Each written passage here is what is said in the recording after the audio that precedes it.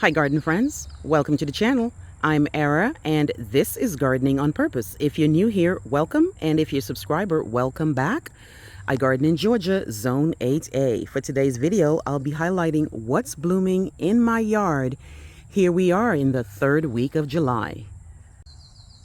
Earlier on in the month and in late June, rain was quite scarce, but then we got a lot of rain the last 3 days, so the garden did suffer, but I think the rain is coming more constant and things are beginning to look a little bit better again.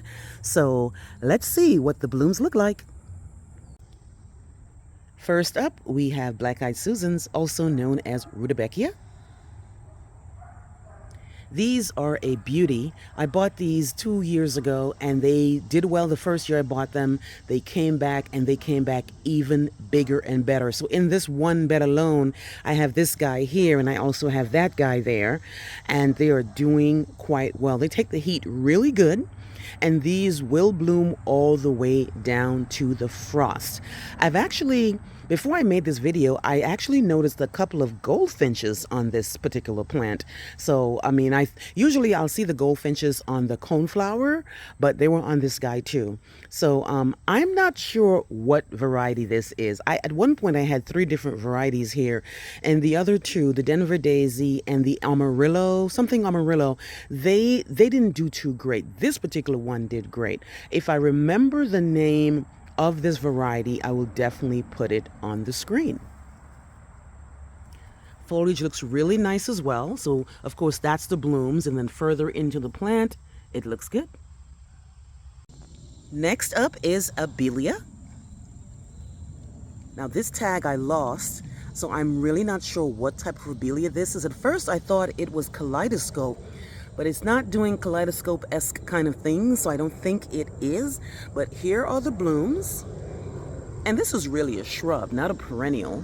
And it doesn't grow that big. The pollinators actually like it too. As you can see, there's a bee on it. I literally only have one Abelia in my yard, and this is it. It's great for the pollinators, and I've seen hummingbirds and butterflies and bees on it.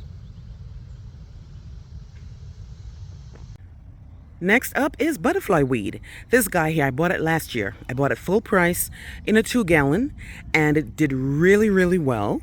And it came back, and now I have 3 plants. So here's the main plant I had planted, and here are the blooms. You guys know butterfly weed is a definite necessity to have if you're having a butterfly garden and also a pollinator garden. So the blooms are looking really nice there, and then I have another one there and another one there. So they do spread.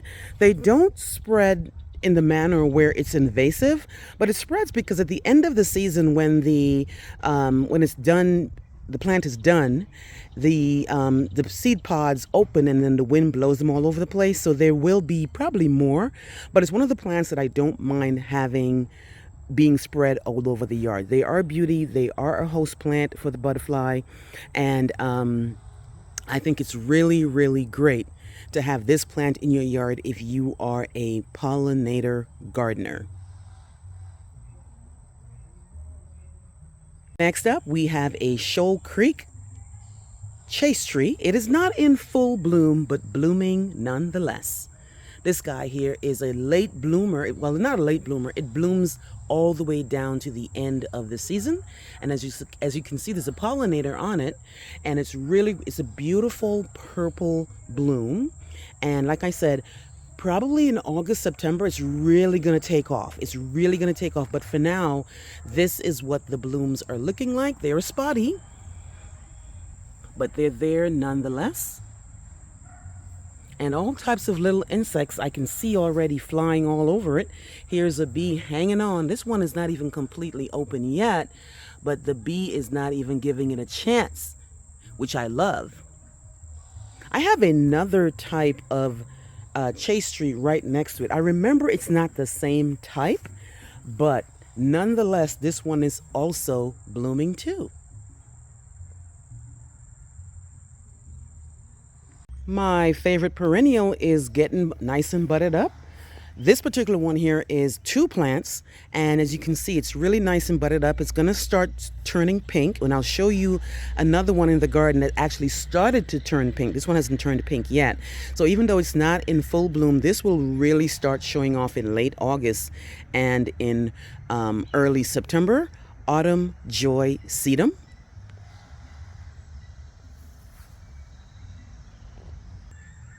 Here's a close-up of one of the other autumn joys I have in the yard that actually is starting to turn pink.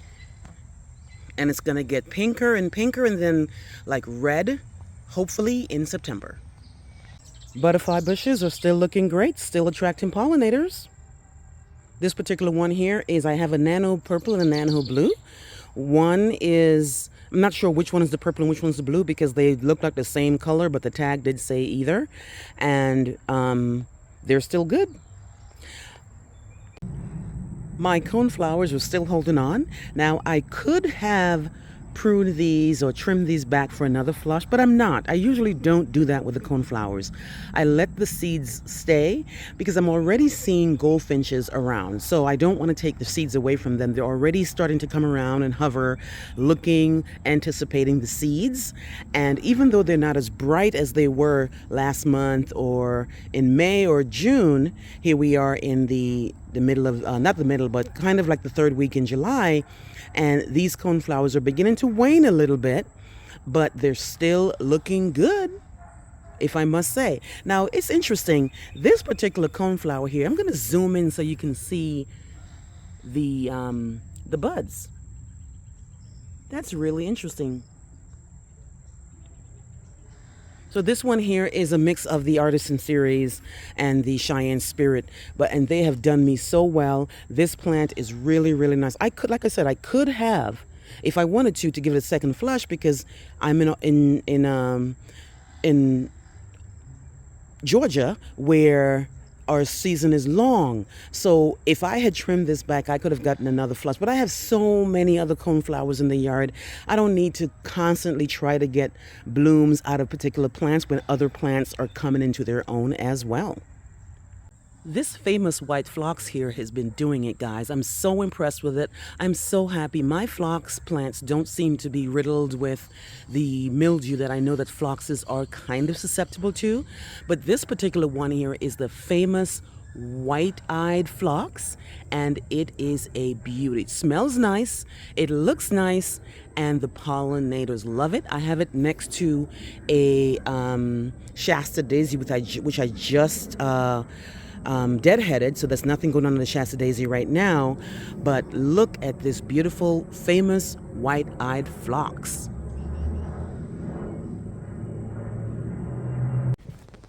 I'm in my shade garden right now, and a lot of my hostas are blooming, and I think they're so beautiful. I know some people don't like hosta blooms, but for me, they are so innocent looking, they're so pure, they're so beautiful. So this one here, I believe, is Royal Standard, and look at the blooms, guys. Look at, before it even starts blooming, how it's getting ready to bloom, and then over here is the actual full bloom.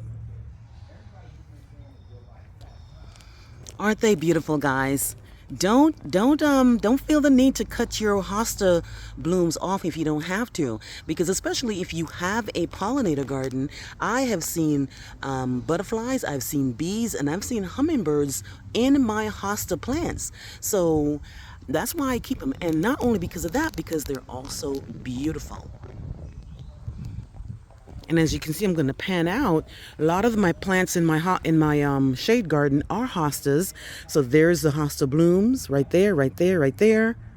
Looking really great, really, really great. Some of them are actually done blooming, like this one here. I didn't get a chance to make the video. I don't know if that was purple or white, but anything you see with a strand or a stick sticking up, that means it has bloomed. Here's my Merit Supreme Hydrangea. This is a hydrangea I bought on clearance not too long ago, and it was looking kind of rough, and I still haven't gotten a chance to really take anything off. I planted it, I fertilized it, I made sure I kept it watered, and it gave me this beautiful bloom, guys. I'm so happy about that. And on top of that, I'm getting a new bloom here. So we, at one point, a couple of weeks ago, a couple of days ago actually, we weren't getting any rain. I mean, it was bad. And now here we've had three really, really great thunderstorms in a row that has really picked things up. See, my bloom struck is looking good. So I'm really, really happy about that. I need to trim back some of those other hydrangeas that I have, because here's my little hydrangea area. So these two here are the Merit Supreme, and then I have a couple of Bloomstrucks, some Summer Crush, and a Pop Star around here. Next up we have Beyond Midnight Bluebeard. This guy here I got same time I bought those American Beautyberry is when I bought this Bluebeard here online for proven winners and for $14 in a quart. And once they came out of the garage and I put them out, they just took off, guys. These won't grow too big though. This will be like a 2 to 3 feet in height and 2 to 3 feet in width, but it's supposed to be this beautiful blue blooms. And like I said, it just started to bloom, so it's not even in full bloom yet, guys. So I'll be sure to update you on all these plants, especially when they hit their full bloom potential.